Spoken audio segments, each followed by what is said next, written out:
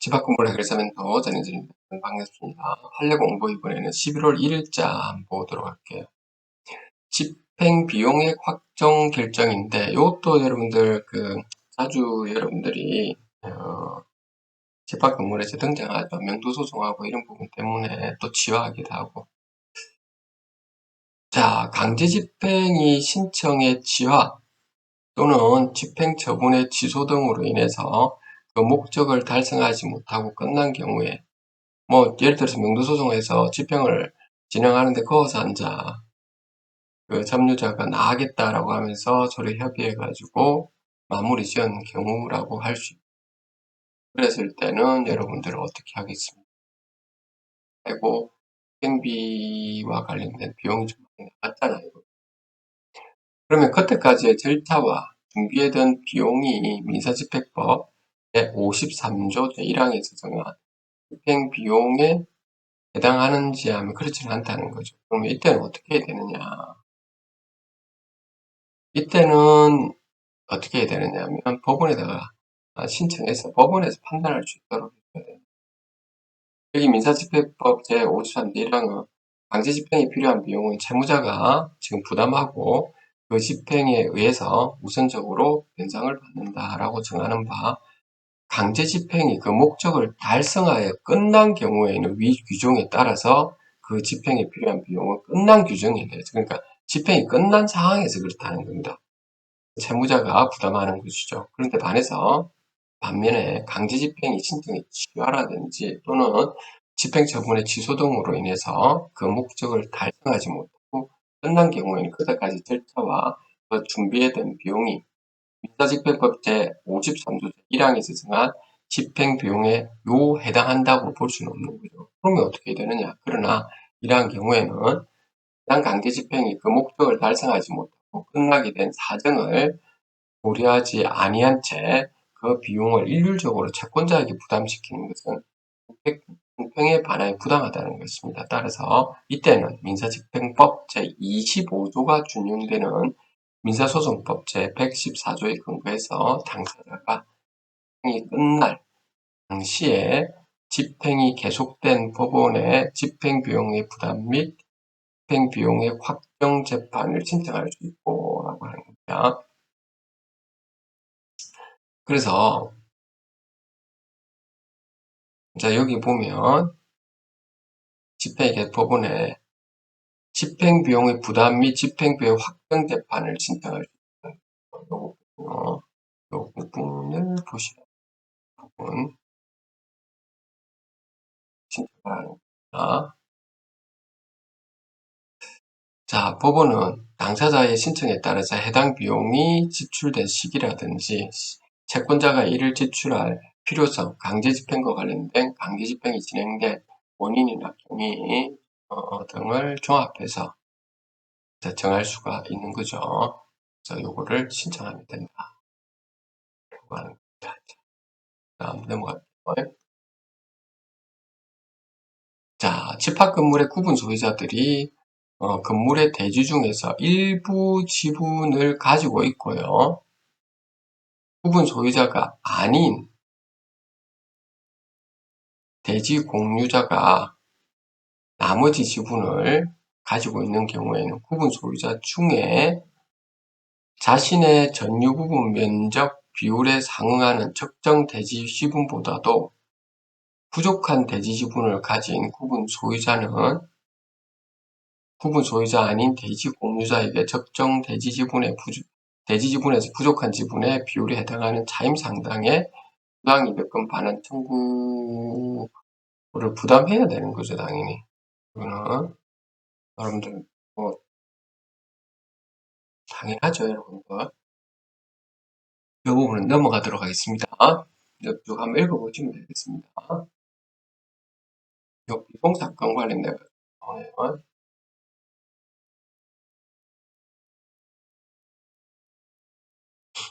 자, 넘어갈게요. 자, 이 부분 또 집합건물의 대지에 관한 공유불분한 청구를 금지하는 집합건물의 소유 및 관리에 관한 법률 제8조의 입법 취지, 집합 건물의 대지에 관한 공유물 분할 청구가 예외적으로 허용되는 경우는 어떤 경우냐? 이거 자, 집합 건물의 소유 및 관리에 관한 법률 제8조는 대지 위에 부분 소유권의 목적인 건물이 속하는 한 동의 건물이 있을 경우에는 그 대지의 공유자는 그 건물 사용에 필요한 범위의 대지에 대해서는 분할을 청구하지는 못하죠. 자, 위 규정, 법률 규정의 입법 취지는 한 동의 건물로서 개개의 구성 부분이 독립한 구분 소유권이 대상이 되는 집합 건물의 존립 기초를 확보하려고 하려는 데 있는 바 집합 건물의 대지는 그 지상의 구분 소유권과 일체성 내지 불가분성을 가지는데 일반의 공유와 같이 공유 지분권에 대한 공유물 분할을 인정한다면 그 집합 건물의 대지 사용 관계는 파탄에 이르게 되므로 집합 건물의 공동생활 관계의 보호를 위해서 분할 청구가 금지된다라고 일종의 총류라고 생각합니다. 여러분들 이게 우리가 말하는 민사에서 말하는 공유, 합의 총류에서 공유라고 보지는 않는다라고 하는 거예요. 그럼 분할, 일반적 공유 같으면 공유물 분할 청구할 수 있죠. 따라서 집합 건물의 대지의 공유자가 청구한 대지의 분할 청구가 허용되는지 여부를 판단하는 데 있어서는 집합건물법 제8조의 입법 취지가 우선 고려되어야 하는 바 집합건물의 대지를 집합건물의 구분 소유자인 공유자와 구분 소유자가 아닌 공유자가 공유하고 있고 이런 게 드문데요. 옛날 그 건물 같은 경우가 있더라고요. 당의 대지를 집합건물의 구분 소유자인 공유자에게 취득시키고 구분 소유자가 아닌 다른 공유자에게는 그 지분의 가격을 취득시키는 것이 공유자 간의 그 실질적인 공평을 해치지 않는다고 인정되는 특별한 사정이 있어 그와 같이 공유물을 분할하는 것이 허용되는 경우에는 그러한 공유물에 대한 분할 청구는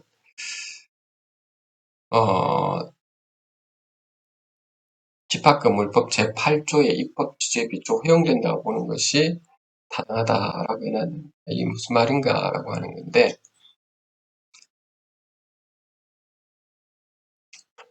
분의 가격을 취득시키는 것이 특별한 사정이 있는 경우에 있어서 이런 경우에 허용된다. 특별한 사정. 이걸 한번 여러분들이 여기에 한번 2023 여기 좀 다음에 한번 저도 이게 한번 보겠습니다.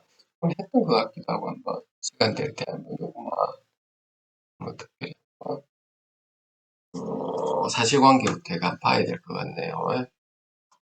된다고 보면 되는데 특별히 되는 경우가 아주 극히 드문 경우인데 있었던 것 같습니다.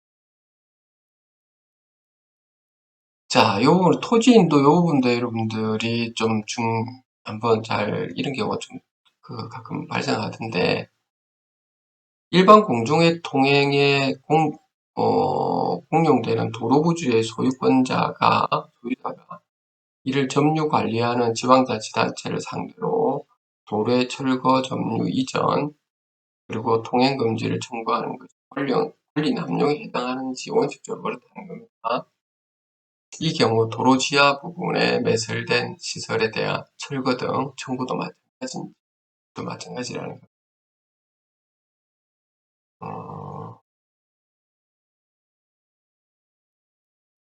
자, 왜 그러느냐라고 하는 건데 요거로 그냥 볼까요?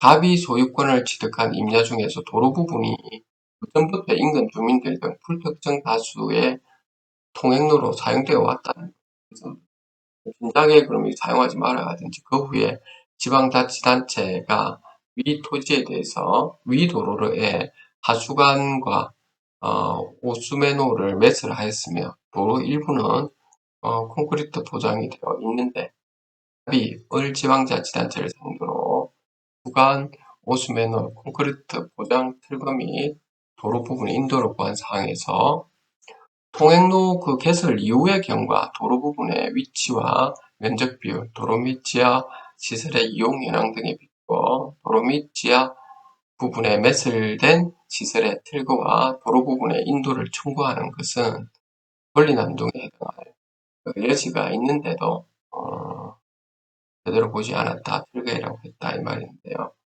요건 아마 사실관계가 굉장히 좀 중요한 것 같습니다. 보고 이제 봐야 되겠죠. 자, 그래서 이 부분에 이렇게 쭉 나와 있습니다. 그래서 여러분들께서 한번 살펴보면 되겠습니다. 자, 그 다음에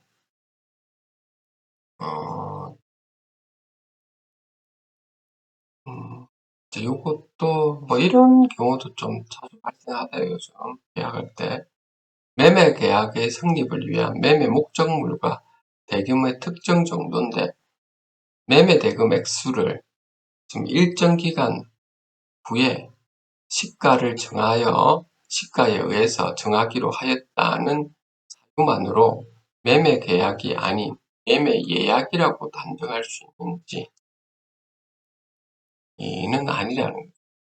이행시기, 이행장소, 담보 책임 등에 관한 합의가 없더라도 매매 계약이 성립하는지 박스에다가 여러분들이 구체적으로 넣은 경우에는 계약이라고 봐야지 그걸 예약이라고 본다라고 하는 거죠. 계약서에서 들어가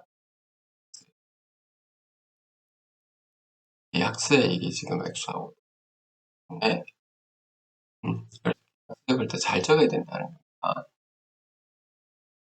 개인회색 이것도 넘어가고요.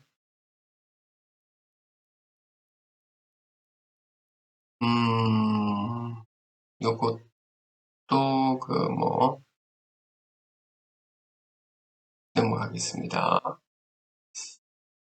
요즘 아이들과 관련돼 가지고 어떻게 교권 침해다 아니면 또 교직에 계신 분들이 또 오히려 또 학생들의 폭행이라든지 성희롱이라든지 폭행을 하는 경우도 있고 요즘 세상이 좀 그렇죠. 도세 분리과세 관련된 부분인데요. 요거는 여러분들 그냥 넘어가겠습니다. 일반적으로 여러분들 알고 있는 사항일 겁니다. 알고 있는 사항에서 들어가는 무슨 말이냐면 우리가 일반적으로 이렇게 소득세 같은 경우에 크게 우리가 세금을 우리가 지금 내야 되겠죠, 그렇죠? 세금을 내기는 하는데 어떤 경우는 이제 분리과세로 가는 경우가 있죠. 분리과세로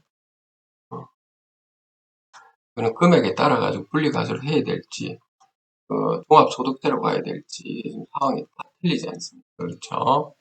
상황은 그래서 어쨌든 간에 요 분리과세 부분에 대해서 계산 가지고 이걸 이렇게 해서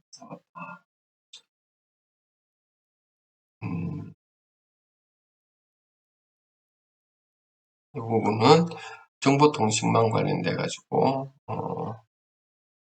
또 넘어가겠습니다. 부정청탁 이거는 공무원들이 금품 수수하고 업무방해 관련된 것도 나오고요. 자, 오늘 그래서 여기까지 여러분들하고 하도록 할게요. 감사합니다.